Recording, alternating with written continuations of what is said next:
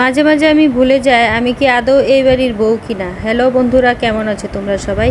আশা করি সবাই খুব ভালো আছো, আমিও খুব ভালো আছি। তো আজকে ছিল সাপ্তাহিক ছুটির দিন। সাপ্তাহিক ছুটির দিন থাকলেও আর এমনিতেও আমরা সবসময় সকাল সকাল ঘুম থেকে উঠে যাই। তো আজকে আমার কি হয়েছে, আজকে আমার মেয়ে ছিল আর্ট স্কুল। আমার এমনিতেও যখন সাপ্তাহিক ছুটির দিনেও যায়, এমনি খোলা দিনেও তাই। আর হচ্ছে মেয়ের যেহেতু আর্ট স্কুল থাকে, তো আজকে আমি ঘুম থেকে উঠেছি 9:30 বাজে। আমাকে কেউ ডাক দেয়নি। আর আমি উঠে দেখি যে আমার দিদি ভাই, আমার যা, উনি সব সকালের যে কাজগুলো থাকে সব কাজ সেরে ফেলেছে। তার জন্য আমি বললাম যে ঠিক আছে, তাহলে উনি দেখলাম আমি উঠে ঘুম থেকে উঠে দেখি উনি ঠাকুরের বাসনগুলো ধুইতেছিল আর কি। তো আমি বললাম যে না থাক, আমি এগুলো ধুয়ে দেবো। আমি ফ্রেশ হয়ে তারপরে এসে আমি ঠাকুর পূজার বাসনগুলো ধুইতেছিলাম। আর বলছিলাম যে কতদিন পর আমি বাসন ধুইতেছি। কারণ হচ্ছে আমি ঠাকুরের পূজার বাসন যেগুলো, এগুলো দিদি রাত্রেবেলায় পূজা দেওয়ার পর দিদি রাত্রে একদম যখন তখন ধুয়ে রাখে।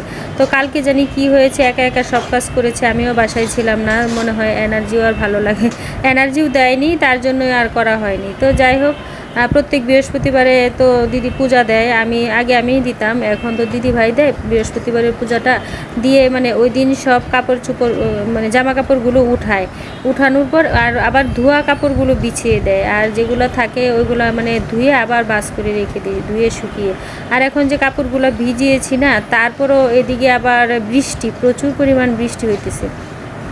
রাস্তাঘাট তো কাদা কাদা আছে, ঘরেও আর কেন জানি ভালো লাগে না। আমার জানি কেন বৃষ্টির দিন ভালো লাগে না, সবার কাছে নাকি বৃষ্টির দিন ভালো লাগে, আমার কাছে জানি কেন ভালো লাগে না বৃষ্টির দিনগুলো। আমি বলতেছিলাম যে থাক, কাপড়গুলো না ধুলি কি না, দিদিভাই বলে যে না ধুয়ে দাও, বাতাসে শুকিয়ে যাবে। তো কাপড়গুলো ধুইতেছিলাম আর বললাম যে আমাকে চা দেন, আমি চা খাই। বলতেছে যে আমরাও তো চা খাইনি, তোমার জন্য বসেছিলাম। তো আমি এদিকে রাগ করতেছিলাম যে আপনারা কেন চা খাননি, কত বেলা হলো, আমার জন্য বসে থাকতে হয়। তো আমাদের এই বন্ডিংটাই অনেক, ভালোবাসাটাই অনেক আমার জন্য। বললাম না যে ওনারা, আমি যেহেতু ঘুমিয়ে আছি তাও আমাকে ডাকবে না। তো এদিকে আবার নাস্তা বানানোর জন্য একটু তাড়া ছিল, আজকে যে বাইরে থেকে নাস্তা আনার কোনো সুযোগ ছিল না বৃষ্টির জন্য। আর আমি সেতুকে ডাক দিইনি যে নাস্তা এনে দাও, তো বাসায় নাস্তা তৈরি করা। তুলি বলতেছে যে পাউরুটি দিয়ে টোস্ট খাবে। তো পাউরুটি দিয়ে টোস্ট করার জন্য আমি আবার করছিলাম, কাঁচামরিচ পেঁয়াজ এগুলা কেটে, তারপর হচ্ছে গুঁড়া দুধ, অল্প চিনি, স্বাদের ব্যালেন্সটা ঠিক রাখার জন্য অল্প একটু চিনি দিয়েছি, আর হচ্ছে গুঁড়া দুধ। এখানে আমি লিকুইড দুধ দিতে পারতাম, কিন্তু লিকুইড দুধ নাই, মানে ফ্রিজে ছিল, ডিপ ফ্রিজে বরফ হয়ে আছে, তার জন্য দিইনি। আমি অন্যান্য সময়ে লিকুইড দুধটা দিয়েই করি। আর হচ্ছে দিয়ে এখানে কর্নফ্লাওয়ার দেওয়া যেত, কর্নফ্লাওয়ারটা না আমি দেখি যে দলা পাকিয়ে আছে, তার জন্য দিইনি, আবার যদি কোনো সমস্যা হয় তার জন্য আমি ওই ডিম দিয়ে পাউরুটি দিয়ে টোস্ট করে দিব, একটু গুঁড়া দুধ আর এই হালকা চিনি লবণ দিয়ে। তো আর এদিক দিয়ে উনি ঝাল খায়, আমার মেয়ে আবার ঝাল খেতে খুব পছন্দ করে, আমি আবার এত ঝাল টাল খাই না, ঝাল খেতে আমার একদম পছন্দ না। আবার এই পাউরুটির টোস্ট এগুলো আমার পছন্দ না, ওরা খাবে। ডিমটা আমি জানি কেন অ্যাভয়েড করি, ডিম আমার একদম খুব একটা অপছন্দের খাবার। ডিম আমি বেশি একটা বলতে আমার খেতে ইচ্ছেই করে না, যদিও খাই সেটাও আমার জোরপূর্বক খাওয়া। তো যাই হোক, ডিমটা আমি পেঁয়াজ আর ইগুলোর সাথে, রেসিপিটার সাথে মানে সবগুলো পেঁয়াজ কাঁচামরিচ যা যা দিয়েছি সবগুলো ভালোভাবে একদম ফেটিয়ে তারপর পাউরুটিগুলো একদম ডুবিয়ে ডুবিয়ে ভাজতেছিলাম। আর এটার সাথে আমি মেয়োনিজ দিয়ে দিব। এখন বলতেছে মেয়োনিজ খাবে না, বলছে টমেটো সস দিয়ে দিতে। আচ্ছা, তারপরে তাকে, আমার মেয়েকে আর আমার ভাসুরকে নাস্তাটা দিয়ে দিলাম। নাস্তা দিয়ে সব রেডি করে রান্না করতে চলে আসলাম। দিদি ভাই আর আমি সব কিছু, যে আবার আজকে খিচুড়ি খাবে বলছে, ছেলে মেয়ে বলছে খিচুড়ি খাবে, তার জন্য খিচুড়ির আয়োজন। 2-3 রকমের ডাল দিয়ে ঘরোয়া খিচুড়ি রান্না করব আজকে। ঘরোয়া খিচুড়িটা ঢাকায়া যারা থাকে না, ঢাকায়ারা বেশিরভাগ এটা খায়। আর হচ্ছে আমি ঘরোয়া খিচুড়ির জন্য আগে ওই পেস্ট, এলাচ, দারচিনি, সরি, এখানে শুকনো মরিচ আর হচ্ছে তেজপাতা আর পেস্ট কুচিয়ে দিয়েছি। দিয়ে পেস্টটা লাল হয়ে ভাজা হওয়ার পর এখানে কয়েকটা রসুন কুচি দিয়েছি, দিয়ে তারপর আদা বাটা, রসুন বাটা, জিরা বাটা, আদা রসুন জিরা বাটা দিয়ে তারপর লবণ, স্বাদ মতো লবণ, হলুদ গুঁড়া, লঙ্কা গুঁড়া দিয়েছি। এখানে লঙ্কা গুঁড়া কাঁচামরিচও দেওয়া যায়, যে যেটা যেরকম ঝাল, এটা একটু ঝাল টাইপের হয়, যে যেরকম ঝাল খেতে আর কি পছন্দ করে। এটা ঢাকায় এরা খায়, এটা আমার মনে হয়, কারণ আমি এটা কোনো দিন বাবার বাড়িতে খাইনি। এখানে এসে এই রান্নাটা শিখেছি, এই খাওয়াটা শিখেছি। আর এই যে খিচুড়িটা রান্না করা হয়, এটা মূলত ভাত যে খায়, এই ভাত খাওয়ার চাল দিয়ে এই খিচুড়িটা রান্না করা হয়। তো ওই তেলে মশলাটার মধ্যে ওই চাল আর ডালগুলো ভালোভাবে ভেজে নিতে হয়। ভেজে তারপর আরেক চুলায় আমি গরম জল দিয়েছিলাম। গরম জল দিয়ে তারপর হচ্ছে এগুলোকে এদিক দিয়ে নাড়তেছিলাম। আর আমরা যে পোলাও রান্না করি না, ওই পোলাওয়ের যে চালের যে জলের মাপটা দেই, ওই জলের মাপটায় আরও আরেকটু বেশি মাপ দিতে হয়, যেহেতু ভাতের চাল এটা একটু শক্ত থাকে।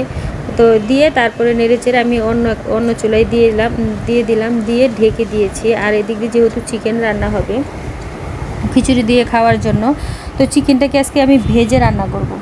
চিকেনটাকে আমি ভালো করে লাল করে হলুদ লবণ আর হচ্ছে লঙ্কা গুঁড়া দিয়ে মেখে রেখেছিলাম। মেখে তারপর হচ্ছে তেলে কিছুক্ষণ আমি ভাজবো। ভেজে যখন দেখবো একদম একটু লালচে লালচে হয়ে আসবে, তখন চিকেনটাকে নামিয়ে নিব।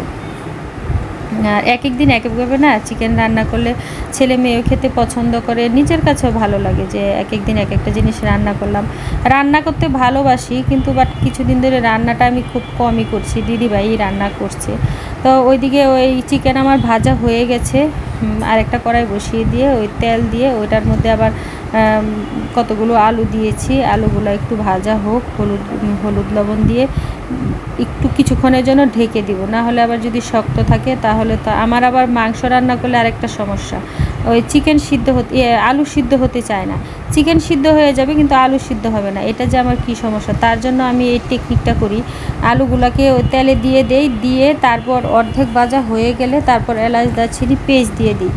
দিলে পেঁয়াজগুলোও ভাজা হতে থাকে, আলুগুলোও ভাজা হতে থাকে, আলু সিদ্ধও হতে থাকে, লালচেও হতে থাকে। মানে এই জন্য আমি এই বুদ্ধিটা করেছি, এটা আমার নিজের আবিষ্কার করা।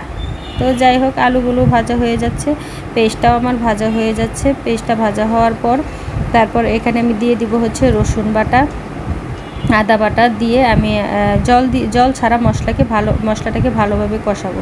দিয়ে দিব লঙ্কা গুঁড়া, হলুদ গুঁড়া, তারপর হচ্ছে স্বাদ মতো লবণ দিয়ে মশলাটাকে কষিয়ে তারপর হচ্ছে চিকেনটাকে দিয়ে দিব।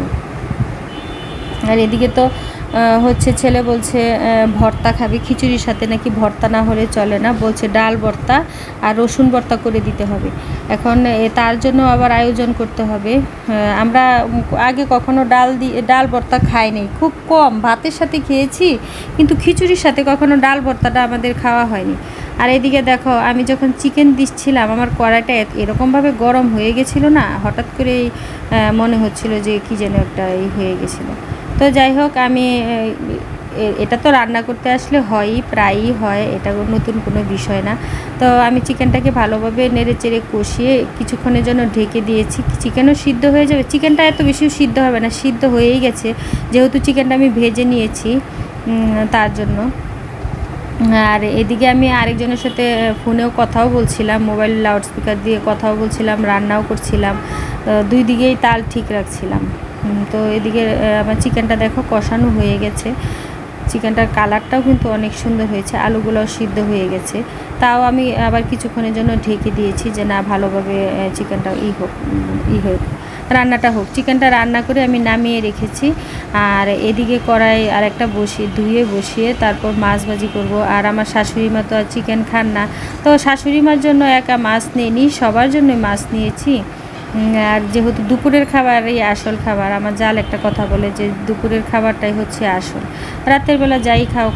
তো আমার এই যে চিকেন রান্না হয়ে গেছে, সাথে খিচুড়ি, মাছ ভাজা, ডাল ভর্তা, রসুন ভর্তা।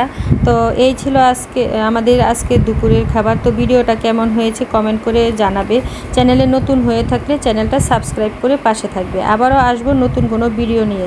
ততক্ষণে সবাই ভালো থেকো।